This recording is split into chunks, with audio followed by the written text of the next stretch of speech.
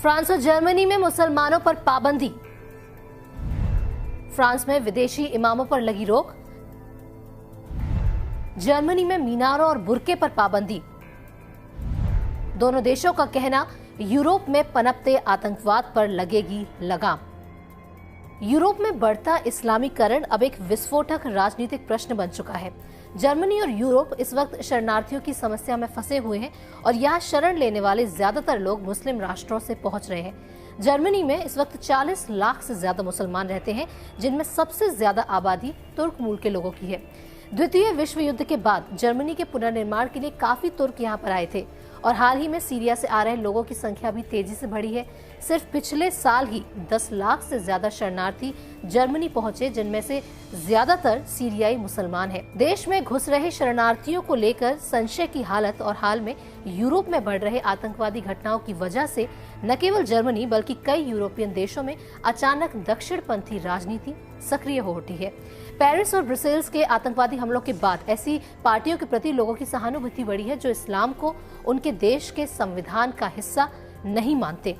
इसी बीच जर्मनी में तेजी से उभर रहे मात्र 3 साल पुरानी दक्षिणपंथी पार्टी AfD ने मुसलमानों के खिलाफ अपनी लड़ाई तेज कर दी है। पार्टी ने मीनारों और बुर्के पर पाबंदी लगाने की मांग की है। अपनी इन्हीं नीतियों और बयानों के कारण अब ये पार्टी जर्मनी में काफी ज्यादा लोकप्रिय होने लगी है। जर्मनी में मुसलमानों को लेकर चल रहे विरोध प्रदर्शन के बीच फ्रांस ने भी अब अपने देश में विदेशी इमामों को नहीं आने देने की घोषणा कर दी है। फ्रांस की सरकार का कहना है कि उन्होंने ये फैसला इसलिए लिया है ताकि देश में आतंकी गतिविधियों को रोका जा सके। इस फैसले पर राष्ट्रपति इमैनुअल मैक्रों ने भी मोहर लगा दी है। हर साल आते हैं 300 इमाम। राष्ट्रपति इमैनुअल मैक्रों ने प्रेस कॉन्फ्रेंस में बताया कि हमने 2020 के बाद अपने देश में किसी भी अन्य देश से आने वाले मुस्लिम इमामों पर रोक लगा दी है। फ्रांस में हर साल करीब 300 इमाम दुनिया भर के देशों से आते हैं।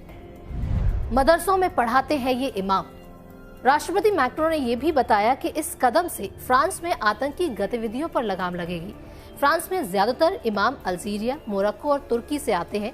वो यहाँ आकर मदरसों में पढ़ाते हैं और मदरसों में होने वाली गतिविधियाँ कभी बाहर नहीं आ पाती। वहाँ किस किताब का पाठ पढ़ाया जा रहा है या कौन सा राष्ट्र विरोधी विचार नन्हे दिमागों में आरोपित किया जा रहा है, कभी पता नहीं चलता।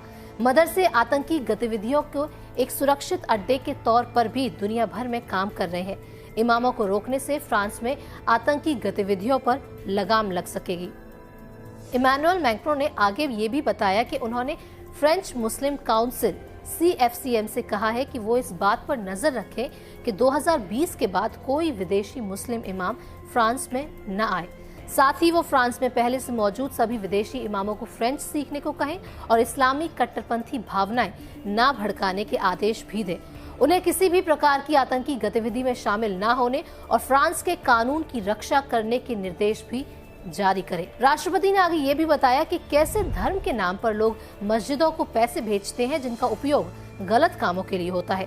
फ्रांस मुसलमानों के खिलाफ नहीं है, लेकिन आतंकवाद का समर्थन करने वालों के पक्ष में भी नहीं है और इसलिए ऐसा करने वालों को हम नहीं छोड़ेंगे। हमारी सरकार इस बात को पुख्ता करेगी कि भविष्य में इन 9 देशों से कोई इमाम न आने पाए। इमैनुअल मैक्रों ने कहा कि ये जरूरी नहीं है कि सभी आतंकी मुस्लिम ही हो, लेकिन ज्यादातर मामलों में इस्लामिक आतंकवाद ही सामने आता है और इसलिए हमने ऐसा कदम उठाया है।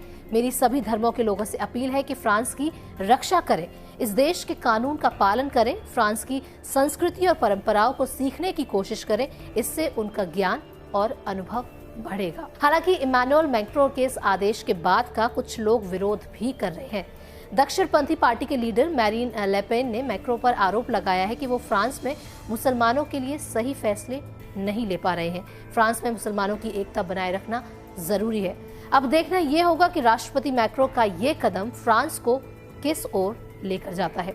आपका हमारी इस खबर के बारे में क्या कहना है? आप अपनी राय हमें कमेंट के जरिए बता सकते हैं। बाकी इसी भी तरह के और भी न्यूज अपडेट से जुड़े रहने के लिए देखते रहिए पंजाब केसरी टीवी। नमस्कार। हमसे जुड़े रहने के लिए हमारे YouTube चैनल को सब्सक्राइब करें और नई वीडियो की नोटिफिकेशन के लिए बेल आइकॉन को दबाएं। अगर आप ये वीडियो Facebook पर देख रहे हैं तो लाइक जरूर करें और ज्यादा से ज्यादा शेयर करें। धन्यवाद।